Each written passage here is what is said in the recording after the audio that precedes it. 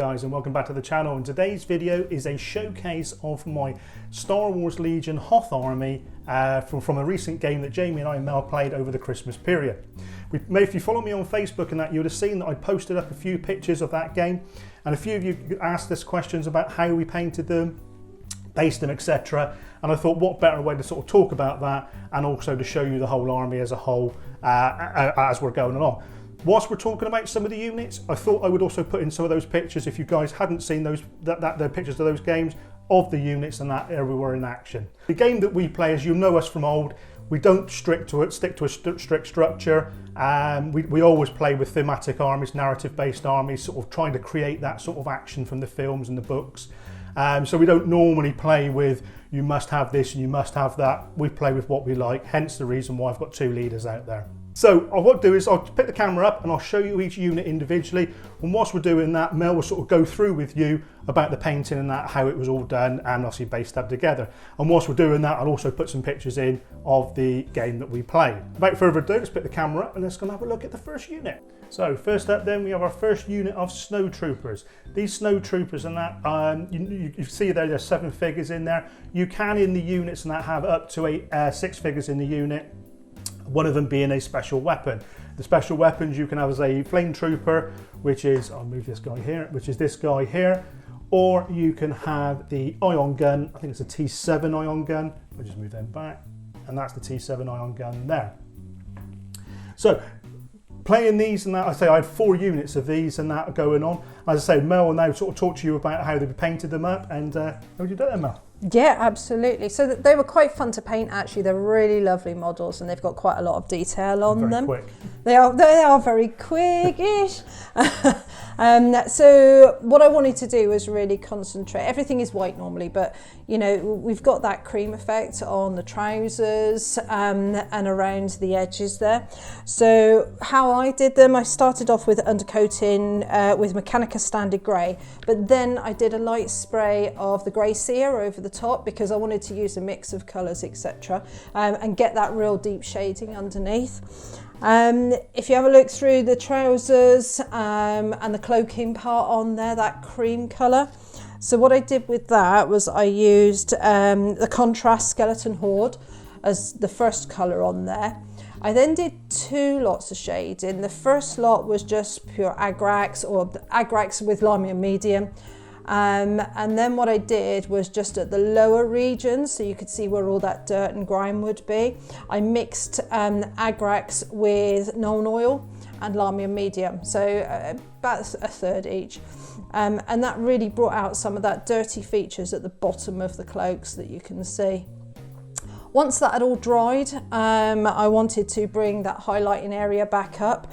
What I used for that was the Vallejo Iraqi sand colour. So to just bring those top edges up, it worked really well with the other colours that were on there. Again, the arms are the same kind of colours on there.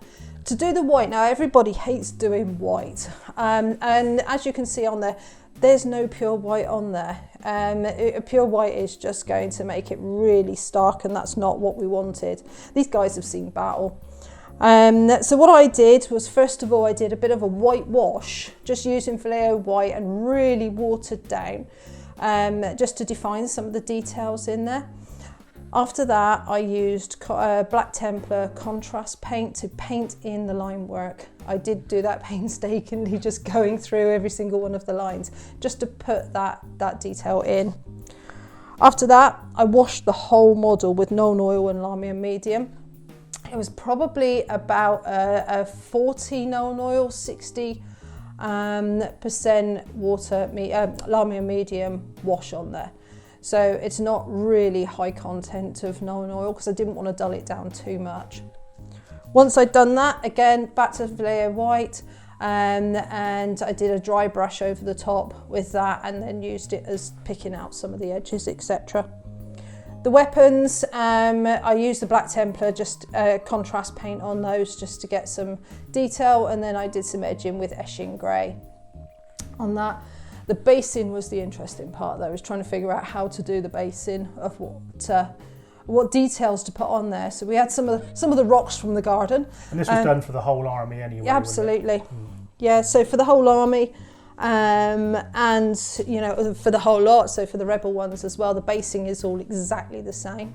So just put some rocks, etc. on the base to give a bit of detail on there, because a plain base is kind of boring. Once I'd done that, I used the Astrogranite from Citadel, put that over the detail of the basing on there, whitewashed it again for that. And then what I did, instead of using things as we normally do with non-oil, etc., I actually used the contrast Space Wolves.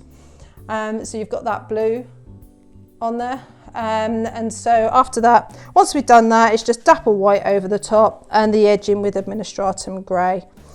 Everything very basic. And then that final bit was, as you know, where we bought from the Bring and Buy, that snow. Yeah. Dotted a bit of snow on the top. That's it, really. Basic as that. So next up then we had a unit of Z74Z speeder bikes. This was added in at sort of lastminute.com, wasn't it, Mel? Yeah, definitely. Just to make some points up and to sort of give me some sort of variation in that and units and that on the table. One of them obviously was painted up as the unit leader, hence with his orange flash marking on his shoulder. But by and large, if you play Star Wars Legion, everything in the game, all the units, everything is measured off of your unit leader. So it doesn't matter about the other troopers. They're when you're moving them, they're placed within a certain distance of your unit leader, which is one of the things I quite like, because it does speed up the play quite quickly. So painting wise, Mel, how did we go about doing these? That was exactly the same. All of the white work done the same way as before, whitewash, non-oil wash, doing that Black Templar lines, and then bringing the white up again. Everything was exactly the same, and the bikes, there's no difference to them either. Basing, again, all exactly the same. I kind of used Jocaro orange and washed that down a little bit on that shoulder pad just to make the leader, and that's it, really.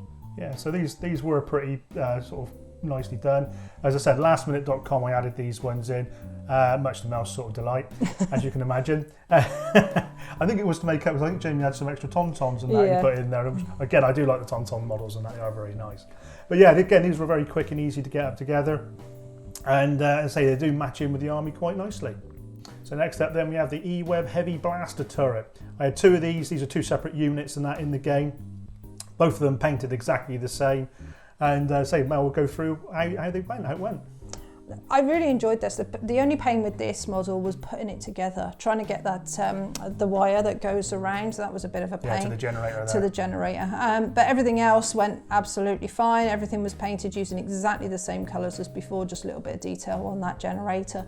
And the basing exactly the same as well. It was quite good to have a few rocks on that to keep it weighted down properly. That's good. One thing to sort of make a note of, and that we did make a mistake on one of the models, and we had to quickly correct it, and that when you do base up, say like the support units, like the speeder bikes you've previously seen, the E-Web turret here and the ATST, which you'll see later, or anything that they say sport unit, they're cast as vehicle bases, hence the reason why they've got the slot cut out in the front.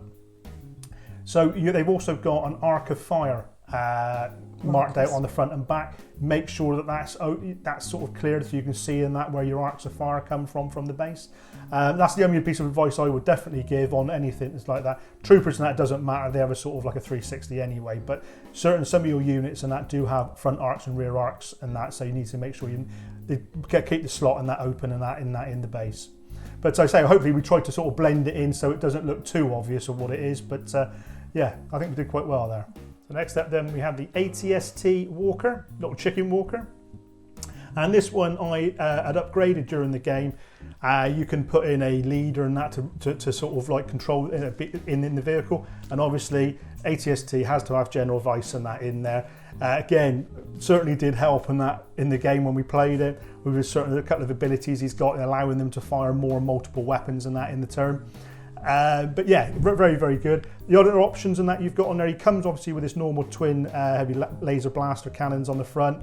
I upgraded him to play with the mortar launcher upon the back here, off his fingers, and I did the concussion grenade launcher up on the side. I think you can have a flamer on there, I think off the top of my head, I'm not sure, and a twin light blaster cannons and that on the side there. That was the options I put on it.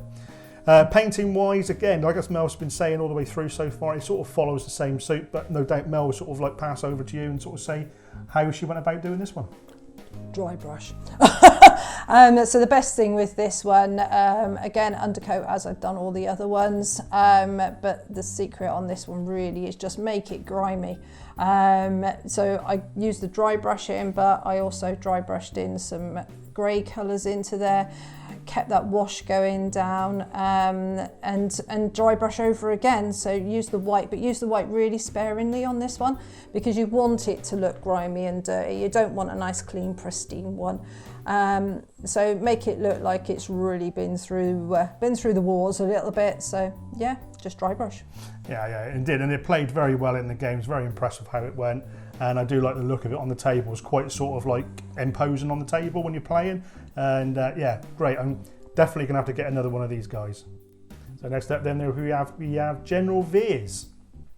He was my second in command, obviously behind Lord Vader, leading the army. And again, some couple of really nice rules and that he can give in the game, and certainly did. If you see him in the film and that, you know, he does reflect the flavour and that of his character and that. Really, really nice. And again, with its different uniforms, sort of give that little bit extra contrast, I thought, between the snowtroopers and that, and how the sort of the bright colours and that, and the lightish colours and that of the other parts of the army. And it did really stand out well on the battlefield. So Mel, how do we go about doing this one? Okay, so this one I kind of cheated. I wasn't really sure how to start on this one. Sorastro's videos are fantastic for following some of the ways that he does with many of the different characters. So that one, you know, the best thing to do is to have a look at Sorastro's video. We'll put a link in the description of that of this video for his video for that one. But yeah, I really do like how he came out on the actual table and that. And finally, then we have the man himself, Lord Vader. And again, I do like this model. It comes in the standard Star Wars Legion kit, and I still think it's one of the best miniatures in that they do. Really captures that iconic look of Darth Vader, certainly from the era that he's meant to represent. I know obviously a lot of people like the sort of early, sort of like the prequels, and some people like the sequels and that. Me, it can't be episode 4, 5 and 6, mainly Empire Strikes Back for me. Return of the Jedi was okay until they went to Endor. But anyway, but for me, like I said, Darth Vader is iconic in this game, and I really do like how this model's come out. So Mel, what do we do? Do we follow Sorastro? Again, we followed Sorastro on this one. I like the way that he brings out black without actually doing black, because you can get so many shades into there. You can see the light reflections. The other thing that Sorastro brings in really well and to follow is how you can get that light source in from the lightsaber. So you put it over and you can just see under the cloak and under the arm and on there, you can see that red reflection onto the armour itself. So yep, Sorastro all the way on this one. Yeah, again, we'll leave a link in the description below for both this one and General Veers, for Sorastro's channel there for how he done those. And as I said, I think they were quite sort of plain simple to follow. Yeah, and yeah, get them on the table looking like that really is spectacular. So there we have it then, guys. That is my Empire army for the Battle of Hoth that we played. I hope you've enjoyed sort of looking through and sort of picking up some ideas and out of how we painted these and got these miniatures onto the table. And we also hope you enjoyed looking at some of the pictures of our game throughout this video whilst it's been playing. And as I said, hopefully soon we will do the Rebel video. Yeah. In that way we'll show you a showcase of the Rebel forces that we used as well. And I know Jamie's itching to get that video up together. So without further ado, guys, hope you're staying safe. Please don't forget to hit that like button and also hit the subscribe and notifications, and that all helps the channel out, helps us grow, helps us sort of show you guys what we're doing, and hopefully you're enjoying what we're doing. And until next time, guys, please stay safe and happy wargaming.